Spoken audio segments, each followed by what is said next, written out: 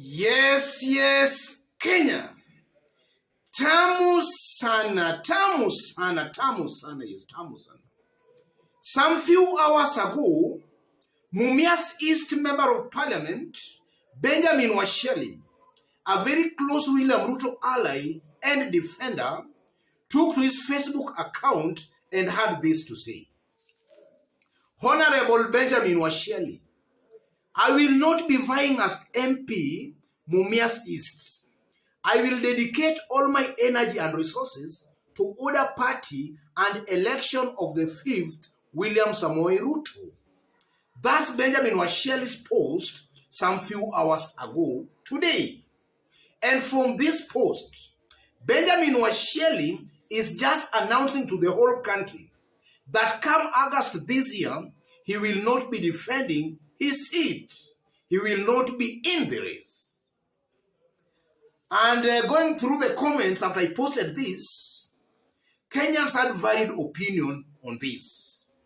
But ladies and gentlemen, in this video, I want us to understand, to know exactly why this member of parliament has decided not to defend his seat. That's going to be our analysis and discussion right now. So if in case you've just bumped here for the very first time, kindly subscribe, give this video a like. Give it a like, please. Thank you. God bless you. God bless Kenya. The first meaning or reason of this is that Benjamin Washiali has sensed defeat. He knows come August this year, he will not be able to recapture his seat. He will be beaten. He will lose that seat. So Benjamin Washiali here is just cleverly trying to chicken out of the race to avoid a humiliating defeat. And I'm saying that because there are some recent surveys, some recent research opinion polls that have been conducted and done in his Mumias East constituency. And actually, he is performing very dismally. So I tend to believe he has already sensed that defeat. He's trying to avoid that looming embarrassment. So he's cleverly avoiding that embarrassment by chickening out of the race. Secondly, Benjamin Washiali just wants some cash or money from William Ruto in the pretext that he will dedicate all his energy and resources to campaign for William Ruto. And he's being clever there, or rather he's being cheeky there. Because already he knows that there is no need of wasting his funds and money campaigning for a parliamentary seat. Already he knows he will lose. So he rather get funds for maybe William Ruto in order to appear, or rather pretend to be campaigning for William Ruto. But the main reason here is that he wants to get funds for his own personal use from William Ruto. Yes, that's the second reason or meaning of this. And then thirdly, I tend to believe and feel that Washiali is just embarrassed of how he will cross over to Azimio. Because in Mumias East constituency, where is the member of parliament, the ground there is largely Azimio, Raila Amolo Odinga. That's the truth of, or that's the truth in Mumias East. That's the ground. And if you look at Benjamin Washiali, he has been a very staunch William Ruto defender and supporter. And there are some utterances actually he has been making against Azimio and even against Raila Amolo Odinga. So in my considered opinion, he might be embarrassed. He does not know on how maybe to cross over to Azimio. So he rather sacrifices political career rather than crossing over to Azimio. That only shows that Benjamin Washiali is not a born politician. He is not politically smart. Because in politics, there are no permanent friends or permanent enemies, but just permanent interests. In this case, Benjamin Washiali is sacrificing his own political career because of maybe self-pride. That shows he is not a politician. Yes. Another meaning, or rather fourthly, Benjamin Washiali is angling to be nominated as an MP through UDA. Yes. He has already looked. Chances of him being elected are almost zero. He knows he won't be elected. So he's cleverly angling to be nominated as an MP through UDA. But I see that as a big blunder again. Because, after every 5 years or in every election, about 80% of elected leaders are always sent home. And Benjamin Washiali, I strongly believe, will be part of that 80%. And I know there are very staunch William Ruto allies, governors, members of parliament, senators, who will be sent home come August.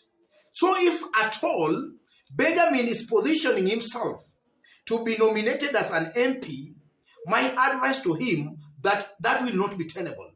Because William Ruto shall have lost so many lieutenants and very strong supporters and elected leaders that he will now be, he won't be able now to identify who should I nominate, who should I not nominate. Because a majority, over 80% of elected leaders are always sent home. And a majority of William Ruto's staunch supporters will be part of those who shall have lost their seats. I'm not saying only William Ruto, even the side of Azimio. Other leaders will also be sent home. So William Ruto will have so many of his lieutenants who shall have been voted out. Governors, senators, call them.